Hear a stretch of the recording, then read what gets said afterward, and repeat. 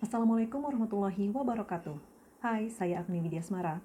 Setelah 4 episode sebelumnya, saya menceritakan pengalaman saat melakukan peliputan pada sejumlah musibah yang terjadi di tanah air. Kali ini saya akan bercerita pengalaman yang agak jauh dari negara kita, yakni di negara Hong Kong. Akhir tahun 2017, saya dan juru kamera ditugaskan untuk meliput berlangsungnya acara Tahun Baru di negara Hong Kong. Namun, sebelum memasuki tahun baru 2018 tersebut, kami ditugaskan untuk meliput terkait tenaga kerja wanita atau TKW yang berada di Hong Kong atau bekerja di Hong Kong. Hong Kong merupakan negara yang relatif lebih mudah untuk beradaptasi dibandingkan negara lain yang terdapat pekerjaan. Saya pun menanyakan kepada Konsulat Jenderal Republik Indonesia (KJRI) yang berada di Hong Kong terkait kasus apa yang paling menonjol atau yang jumlahnya signifikan terkait TKW Indonesia yang berada di Hong Kong. Ternyata kasus perceraian antar negara, karena yang dimaksud antar negara adalah TKW yang sedang berada di Hong Kong berupaya mengajukan gugatan cerai kepada pasangannya yang berada di tanah air atau di Indonesia. Berbekal informasi tersebut, saya pun mencari informasi langsung dari pihak-pihak terkait, yakni TKW yang saya temui. Biasanya para TKW itu berkumpul di Victoria Park atau Taman Victoria. Mereka menyatakan memang benar bahwa banyak di antara mereka yang mengajukan gugatan perceraian terhadap pasangan yang berada di Indonesia.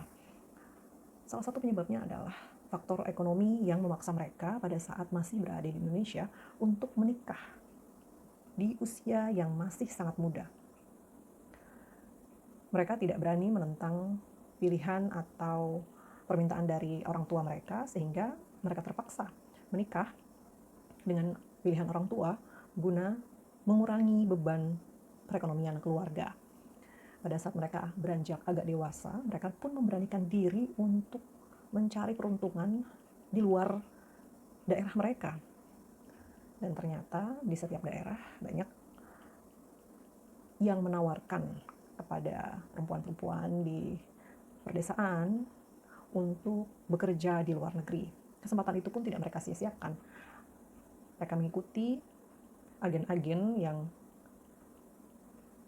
seringkali tidak resmi. Namun ada juga mungkin yang beruntung mengikuti agen resmi sehingga mereka bisa menjadi TKW secara legal di negara orang. Nah, salah satu yang saya ceritakan adalah di negara Hong Kong ini. Dan ternyata mereka pun menemukan kebebasan baru bahwa saya bisa mencari uang dan saya tidak membutuhkan orang lain dalam kehidupan saya. Terlebih orang lain tersebut adalah seseorang yang dipaksa menikah. Karena itu saat mereka berada jauh dari keluarga dan mereka merasa mempunyai keberanian untuk melepaskan diri dari belenggu pernikahan yang tidak mereka harapkan, mereka pun mengajukan gugatan cerai tersebut. Saat saya sedang mencari informasi melalui KJRI terkait kasus-kasus yang mungkin melibatkan TKW di Hong Kong, saya juga sempat bertemu dengan salah seorang TKW Hong Kong yang dimintai pertolongan oleh pihak keluarga untuk mencari anggota keluarga mereka yang dinyatakan hilang. Anggota keluarga di Indonesia memperkirakan anaknya atau anggota keluarganya ini menjadi TKW di Hong Kong sehingga meminta bantuan kepada pihak KJRI untuk mengusut atau mencari anak atau anggota keluarga mereka tersebut. Dan hal ini pun yang saya tanyakan kepada TKW yang saya temui sebelumnya yang saya ceritakan tadi.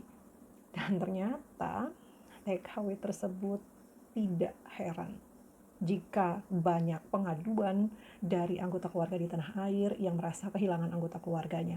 Karena tidak sedikit dari mereka yang memang kabur dari rumah. Salah satunya TKW yang saya ajak ngobrol ini, dia menyatakan bahwa dulu sebelum bekerja di Hong Kong, ia sempat juga bekerja selama 3 tahun di Singapura. Sekitar usia 13 tahun, ia kabur dari rumah, berbekal kenekatan, dan mendaftar ke agen ilegal karena bisa memalsukan identitas usia, sehingga ia bisa bekerja di luar negeri karena memang ada aturan tertentu, batas usia minimal yang memperbolehkan wanita bekerja di luar negeri terutama. Saat itu, selama 3 tahun keluarganya mencari anaknya yang dinyatakan hilang, padahal anaknya sengaja kabur dari rumah. Hal ini yang sangat membuat kesulitan pihak KJRI dalam mencari atau mengusut kasus-kasus semacam ini, karena jika anak tersebut kabur dengan agen TKI ilegal, tentu tidak terdaftar dan tidak diketahui keberadaan dari anak yang kabur tersebut. Melalui cerita ini saya tidak ingin menjustifikasi pihak manapun terkait kasus-kasus yang dihadapi para TKW di luar negeri.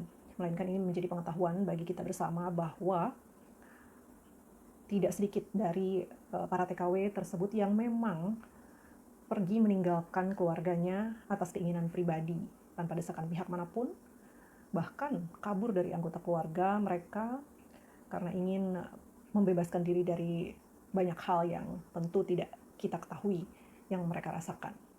Demikian, satu lagi cerita pengalaman saya saat melakukan peliputan. Kalau mau tahu cerita-cerita saya lainnya, ikuti video-video saya berikutnya. Salam!